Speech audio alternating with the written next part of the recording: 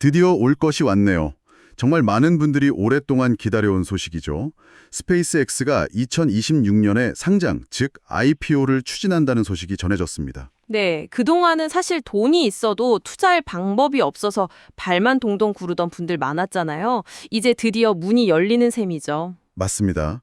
그래서 오늘은 여러분이 보내주신 스페이스X 2020년 상장 예정 이 관련 자료들을 좀 엮어서요. 그 속내를 한번 제대로 파헤쳐 보려고 합니다. 사실 상장한다는 뉴스 자체는 간단한데 저는 이게 궁금하더라고요. 왜 하필 지금일까? 그렇죠. 일론 머스크가 지난 20년간 수없이 상장 가능성을 묻는 질문에 계속 고개를 저어왔잖아요. 네, 항상 그 조건이 있었죠. 스타링크의 현금 흐름이 예측 가능하고 안정될 때 하겠다. 바로 그 조건이 드디어 충족되었다는 하나의 신호탄으로 볼 수 있습니다. 바로 그 지점입니다. 단순히 돈을 벌기 시작했다. 이걸 넘어서요. 이번 상장이 사실은 화성 이주라는 꿈을 위한 자금 마련, 그 이상의 훨씬 거대한 그림을 완성하기 위한 첫 단추라는 분석이 있더라고요. 오늘 저희와 함께 그 거대한 그림의 조각들을 하나씩 맞춰보시죠. 아마 방송 끝날 때쯤엔 스페이스 X라는 회사를 전혀 다른 시각으로 보게 되실 겁니다. 자, 그럼 머스크가 왜 지금 이 타이밍을 선택했는지 그 이유부터 한번 짚어보죠. 자료를 보면 가장 큰 이유로 역시 스타링크의 성공을 꼽고 있네요. 네, 이게 모든 이야기의 출발점입니다. 그 과거 스페이스X의 주 수입원은 나사나 다른 기업의 위성을 쏘아 올려주는 일종의 우주 택배 사업이었죠. 아, 그렇죠. 계약 기반 사업. 네, 이건 안정적이긴 하지만 폭발적인 성장은 좀 어려운 모델이었거든요. 그런데 스타링크가 완전히 판을 바꾼 겁니다. 제가 자료에 나온 숫자를 보고 정말 입이 떡 벌어졌는데 가입자가 800만 명을 돌파했고 이게 스페이스X 전체 연간 매출의 70%를 넘어섰다고요. 네, 맞습니다. 이제는 그냥 로켓 회사가 아니라 통신 회사라고 불러도 될 정도네요. 정확히 보셨습니다. 이제 스페이스X는 외부 투자 없이도 스스로 돈을 벌어서 성장할 수 있는 이른바 캐시카우를 확실하게 확보한 거죠. 머스크 입장에서는 드디어 투자자들 앞에 우리는 뜬구름 잡는 회사가 아니라 이렇게 확실하게 돈을 버는 기업입니다. 라고 자신 있게 외칠 수 있는 때가 온 겁니다. 그렇군요. 수익 모델이 안정되니까 상장 카드를 꺼내 들었다. 이건 충분히 이해가 갑니다. 그런데 한편으로는 이런 생각도 들어요. 그렇게 돈을 잘 벌면 그냥 그 돈으로 계속 사업을 키워나가면 되지. 굳이 상장을 해서 주주들의 간섭을 받을 필요가 있을까요? 머스크가 그런 걸 좋아할 사람도 아니잖아요. 아주 좋은 질문입니다. 바로 그 지점에서 두 번째 이유, 그러니까 스페이스X의 궁극적인 목표와 연결이 됩니다. 스타링크가 버는 돈 분명 엄청나지만 머스크가 꾸는 꿈에 비하면 그야말로 푼돈에 불과하기 때문이죠. 아, 역시 스타쉽이군요. 화성 이주 프로젝트. 맞습니다. 우리는 그냥 로켓 하나 쏜다 이 정도로 생각하지만 이건 차원이 다른 이야기입니다. 자료에 따르면요. 인류가 화성에서 자급자족할 수 있는 도시를 건설하려면 최소 100만 톤의 화물을 지구에서 실어날라야 해요. 100만 톤이요? 네, 그러려면 인류 역사상 가장 큰 로켓인 스타쉽을 수백 수천 개를 찍어내야 하는 거죠. 이건 그냥 로켓 공장을 새로 짓는 수준이 아니라 아예 새로운 산업 생태계를 만드는 일입니다. 상상조차 안 되네요. 비용이 대체 어느 정도나 드는 건가요? 이번 IPO로 조달하려는 목표 금액이 약 300억 달러, 우리 돈으로 한 40조 원에 이릅니다. 40조 원? 그런데 이건 시작일 뿐이죠. 전체 프로젝트 비용은 그보다 수백 배가 될 수 있습니다. 스타링크로 버는 돈만으로는 절대 감당할 수 없는 스케일인 거죠.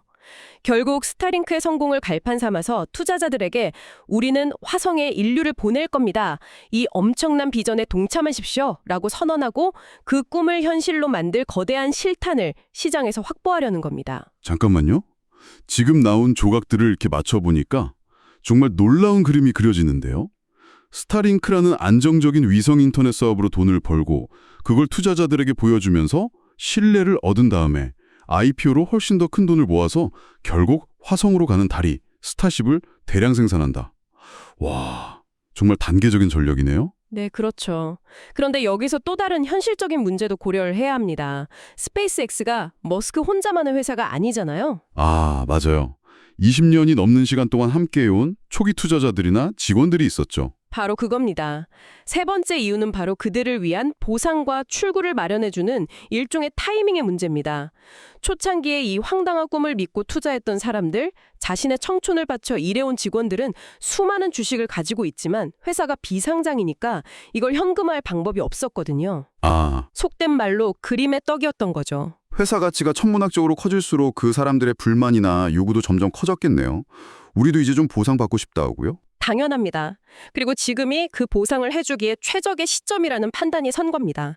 자료에 따르면 현재 스페이스X의 기업 가치가 무려 1조 5천억 달러, 우리 돈으로 약 2천조 원까지 평가받을 수 있다고 해요. 2천조 원, 역사상 가장 높은 가치를 인정받을 수 있을 때 상장해서 모두가 만족할 만한 엑시트 기회를 제공하겠다. 이런 현실적인 계산도 깔려 있는 거죠. 정말 흥미롭네요. 그러니까 정리하면 스타링크의 성공이라는 자신감, 그리고 스타쉽 프로젝트라는 미래의 비전, 마지막으로 초기 멤버들에 대한 현실적 보상, 이 세 가지가 딱 맞물려 돌아가면서 2026년이라는 최적의 타이밍이 만들어진 거군요. 네, 정확합니다. 그런데 이 자료는 여기서 멈추지 않고 한 걸음 더 나아가더라고요. 상장으로 확보한 이 모든 인프라를 활용해서 전혀 새로운 시장을 열려고 한다고요. 바로 우주 데이터 센터입니다. 여기서부터가 이 이야기의 하이라이트라고 할 수 있습니다. 스페이스X의 상장이 단순히 로켓 회사의 상장을 넘어서 사실상 지구의 인프라 자체를 우주로 확장하려는 뭐랄까 지구 탈출 선언원에 가깝다는 걸 보여주는 부분이죠. 우주의 데이터 센터를 짓는다니 정말 공상과학 영화 같은 이야기인데 이게 정말 현실성이 있는 건가요? 저도 처음엔 그렇게 생각했습니다. 그런데 자료를 보니까 구글, 엔비디아 같은 거대 빅테크 기업들이 이미 수년 전부터 이 분야에 뛰어들고 있더라고요. 아, 이미요? 네, 더 이상 가설이 아니라 차세대 인프라로 여겨지고 있다는 겁니다. 왜 기업들이 기를 쓰고 우주에 데이터 센터를 지으려고 하는가? 그 이유를 알면 고개를 끄덕이게 되실 겁니다. 어떤 장점들이 있길래요? 압도적인 장점이 크게 세 가지입니다. 첫째는 무한한 에너지예요.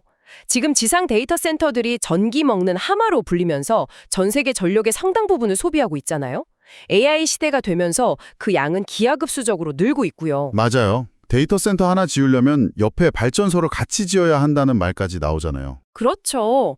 하지만 우주에서는 24시간 내내 1초도 쉬지 않고 태양빛을 받을 수 있습니다. 구름이나 대기 같은 방해물도 없어서 지상보다 에너지 효율이 40% 이상 높죠. 사실상 무한한 청정 에너지를 공짜로 쓸 수 있게 되는 겁니다. 와, 에너지 비용이 0에 가까워진다. 이것만으로도 엄청난데요? 여기서 끝이 아닙니다. 두 번째 장점은 혁신적인 냉각 효율입니다. 데이터 센터 서버들은 엄청난 열을 내뿜는데 이걸 식히기 위해 어마어마한 양의 물과 전기를 또 사용합니다. 지금 지상에서는 데이터 센터 하나가 작은 도시만큼의 물을 냉각수로 쓰고 이게 사회적인 문제가 되고 있잖아요. 그렇죠. 아이슬란드 같은 추운 곳으로 데이터 센터를 옮기는 것도 다 이 열 때문인데 우주는 그럴 필요가 전혀 없죠. 아, 우주 공간 자체가 영하 270도의 거대한 냉장고니까요. 맞습니다. 완벽한 진공 냉장고죠. 자료에 따르면 복사 냉각판이라는 장치를 이용해서 열을 그냥 우주 공간으로 방출해버리면 끝입니다. 와, 냉각 비용마저 0이 되는 겁니다. 그냥 창문 열어두면 알아서 식는 셈이니까요. 데이터 센터 운용의 패러다임이 완전히 바뀌는 거죠. 무한 에너지, 공짜 냉각. 상상만 해도 대단한데 장점이 하나 더 있다고요? 네. 세 번째 장점은 통신 분야의 게임 체인저가 될 수 있는 초저지연성입니다. 초저지연성? 즉, 빛의 속도에 가까운 통신이 가능해진다는 거죠. 우리가 지금 쓰는 광섬유 케이블은 빛이 유리섬유를 통과하면서 속도가 한 30에서 40% 정도 느려지거든요. 아, 저항 때문에. 하지만 진공 상태인 우주에서는 아무런 저항 없이 빛이 원래 속도 그대로 나아갈 수 있죠. 공기 저항 같은 게 전혀 없으니까요. 그렇습니다.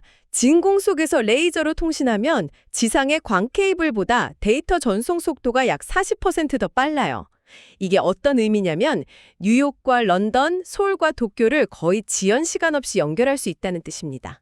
0.001초의 지연도 치명적인 금융거래나 자율주행, 원격 수술 같은 분야에서는 세상을 바꾸는 기술이 될 수 있습니다. 들어보니까 정말 단점이라고는 없어 보이네요.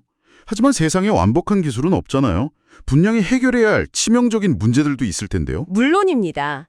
이상과 현실의 간극은 언제나 존재하죠.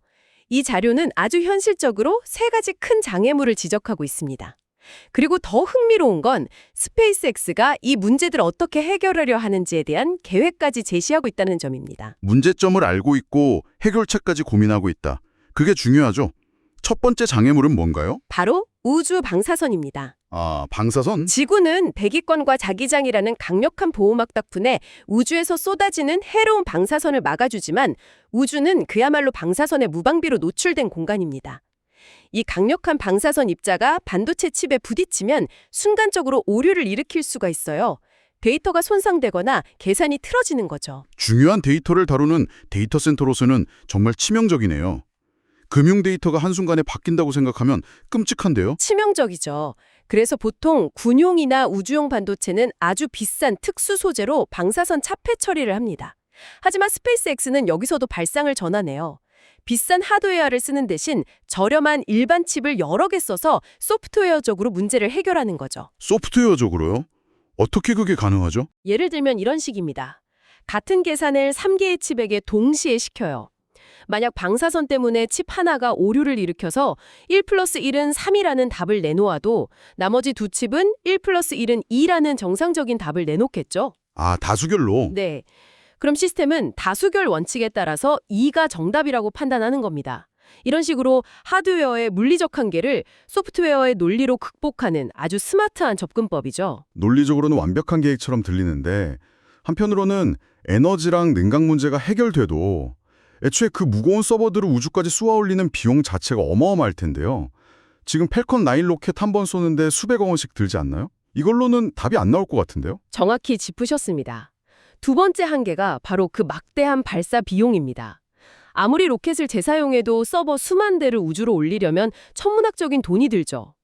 여기서 다시 한번 스타쉽이 등장합니다. 모든 계획이 결국 스타쉽으로 귀결되는 겁니다. 아, 또 스타쉽이군요? 모든 길은 스타쉽으로 통하네요. 그렇습니다. 자료의 분석에 따르면 스타쉽이 본격 가동돼서 발사 비용이 지금의 10분의 1 혹은 100분의 1 수준으로 떨어져야만 우주 데이터 센터의 경제성이 확보됩니다. 스페이스X가 IPO를 통해 확보한 자금을 스타쉽 양산에 올인하려는 이유가 바로 여기에 있는 거죠. 스타쉽 없이는 우주 데이터 센터도 화성 이주도 모두 불가능한 꿈일 뿐입니다. 마지막 한계점은 뭔가요? 이것도 만만치 않을 것 같은데요? 네, 바로 유지 및 보수 문제입니다. 아, 지상에서는 서버가 고장나면 엔지니어가 가서 부품을 갈아 끼우면 그만이죠. 하지만 우주에 떠있는 데이터 센터는 어떨까요? 사람이 우주복 입고 드라이버 들고 가서 고칠 수는 없는 노릇이잖아요. 상상만 해도 아찔하네요. 수리 자체가 거의 불가능에 가깝겠는데요? 바로 이 지점에서 머스크의 또 다른 프로젝트, 바로 AI 휴머노이드 로봇 옵티머스가 등장합니다. 아, 그 옵티머스요? 저는 그 시연 영상을 봤을 때 솔직히 좀 실망했었거든요. 사람이 옷 입고 연기하는 것처럼 어설퍼 보여서요. 그런데 그 로봇이 우주에 가서 데이터 센터를 수리한다는 그림으로 연결되니까 갑자기 소름이 돋네요. 아, 우리가 생각하는 것보다 훨씬 큰 그림을 그리고 있었던 거군요. 맞습니다. 단기적인 시연 모습만 보면 실망스러울 수 있지만 머스크가 그리는 최종 목표는 바로 그런 겁니다. 인간이 갈 수 없는 극한의 환경, 예를 들면 우주 공간이나 화성 같은 곳에서 인간을 대신해 인프라를 건설하고 유지 보수하는 로봇을 만들겠다는 거죠. 스페이스X의 모든 프로젝트는 이렇게 서로가 서로의 필요 조건이 되는 식으로 긴밀하게 얽혀 있습니다. 자, 그럼 지금까지 나온 이야기들을 모두 종합해서 거대한 그림을 완성해 볼까요? 스타링크, IPO, 스타쉽, 우주 데이터 센터, 그리고 옵티머스까지. 정말 스킬이 엄청난데요? 네. 자료의 결론이 아주 명확하게 그 로드맵을 그려주고 있습니다. 이런 순서죠. 먼저 스타링크의 성공으로 안정적인 현금 흐름과 기술적 신뢰를 확보한다. 이걸 바탕으로 IPO를 통해 시장에서 거대한 자금을 조달하고요. 네. 그 자금으로 스타쉽을 완성해서 우주로 가는 비용을 획기적으로 낮추는 겁니다.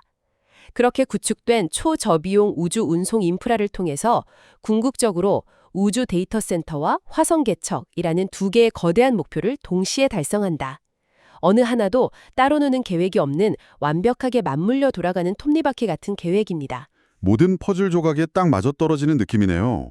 업계에서는 이 계획이 실현되는 시점을 언제쯤으로 보고 있나요? 놀랍게도 아주 먼 미래가 아닙니다. 이르면 2027년에서 2030년 사이에 첫 번째 상업용 우주 데이터 센터가 가동될 것으로 전망하고 있습니다. 특히 스페이스X는 한 발 더 나아가서 3세대 스타링크 위성부터는 AI 연산이 가능한 GPU를 탑재할 계획이라고 합니다. 위성의 GPU를요? 그건 그냥 인터넷 중계기가 아니라는 뜻이잖아요. 그렇습니다. 말 그대로 하늘에 떠 있는 거대한 분산형 슈퍼컴퓨터 네트워크를 구축하겠다는 의미입니다. 전 세계 상공을 떠다니면서 인터넷도 제공하고 동시에 AI 연산도 수행하는 거죠. 지구가 겪고 있는 극심한 전력난과 데이터 센터 부지 부족 문제를 근본적으로 해결할 거의 유일한 대안으로까지 꼽히고 있습니다. 이야기를 듣고 보니 스페이스X의 2020년 상장은 단순히 한 기업이 증시에 대비하는 사건이 아니네요. 스타링크라는 현실적인 수행 모델을 발판으로 스타쉽이라는 혁신적인 인프라를 구축하고 궁극적으로는 우주 데이터 센터와 화성 개척이라는 인류의 미래 자체를 바꾸려는 거대한 계획을 실행하기 위한 결정적인 승부수라고 봐야겠습니다. 네, 맞습니다. 단기적인 분기 실적보다는 인류의 미래 인프라를 통째로 바꾸겠다는 거대한 비전에 투자해달라는 선언과도 같죠. 오늘 정말 흥미로운 이야기였습니다. 단순한 IPO 뉴스가 이렇게까지 연결될 수 있다는 사실에 다시 한번 놀라게 됩니다. 여기서 우리가 마지막으로 한 가지 더 생각해 볼 질문을 던지면서 마무리하고 싶습니다. 아까 자료에서는 우주 데이터 센터의 유지 보수 문제를 AI 로봇 옵티머스가 해결할 것이라고 전망했죠. 네, 인간이 갈 수 없는 곳의 문제를 로봇이 해결한다는 아이디어였죠. 만약 그 계획이 정말로 실현된다면 어떤 세상이 펼쳐질까요? 인간의 직접적인 개입 없이 우주 공간에서 AI 로봇이 스스로 데이터 센터를 유지하고 보수하는 완전히 자율적인 AI 인프라가 완성되는 겁니다. 더 나아가 그 인프라 위에서 작동하는 AI가 그 로봇들을 이용해서 스스로를 증설하고 업그레이드하기 시작한다면 우리는 과연 어떤 미래를 마주하게 될까요?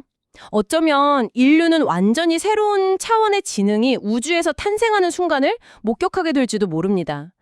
스페이스X의 상장이 우리에게 던지는 궁극적인 질문은 바로 이것이 아닐까 싶습니다.